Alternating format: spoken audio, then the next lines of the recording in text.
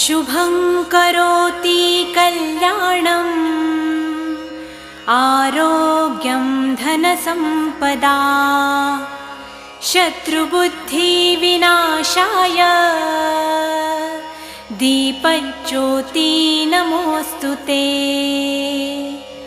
दिव्यादिव्यारे दीपत्कार कानी कुंडलमोतीहार